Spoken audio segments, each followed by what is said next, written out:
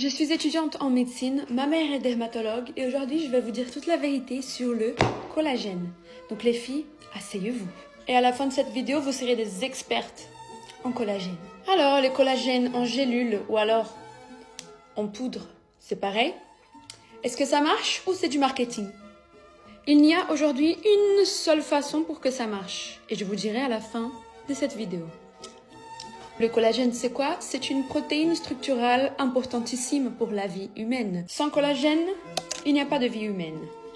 Le collagène est présent dans nos tendons, articulations et dans notre peau. Il est tellement important qu'il y a des maladies très graves sur la production dysfonctionnelle du collagène. Par exemple, le lupus, la sclérodermie, la polyarthrite rhumatoïde, la maladie d'Ehlers Danlos, le scorbut. D'ailleurs, le scorbut, puisque le collagène a besoin de la vitamine C pour être synthétisé. Et c'est pour ça qu'on retrouve souvent de la vitamine C dans la plupart des formulations de collagène. Mais est-ce que ça suffit? Je crois pas, non. Le collagène est produit naturellement par le corps avec l'aide de certains aliments. À partir de 30 ans, cette production décroît un petit peu. Pas drastiquement, sinon on ne tiendrait même pas debout. Donc comment ça marche le collagène en poudre? Une fois ingéré, il sera digéré par ton intestin. Il sera découpé dans des parties plus petites qui s'appellent les acides aminés. Sauf que les acides aminés du collagène n'ont pas de GPS pour indiquer à ton corps qu'il voudrait qu'ils soient destinés à la peau. Ton corps va en effet les utiliser comme bien lui semble, dans les muscles, dans les organes ou même dans la peau.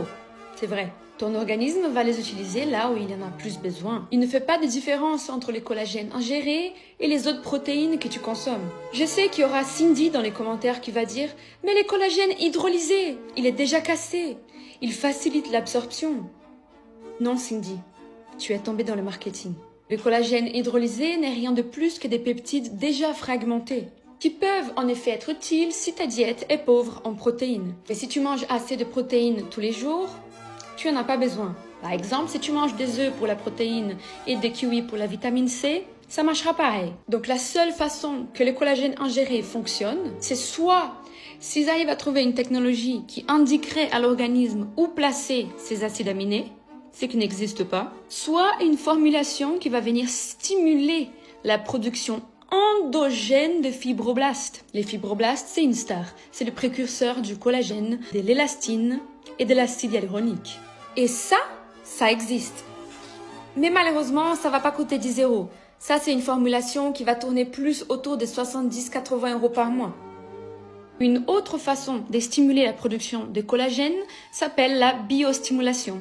Elle peut être physique, mécanique ou chimique. La mécanique ou la physique, c'est une agression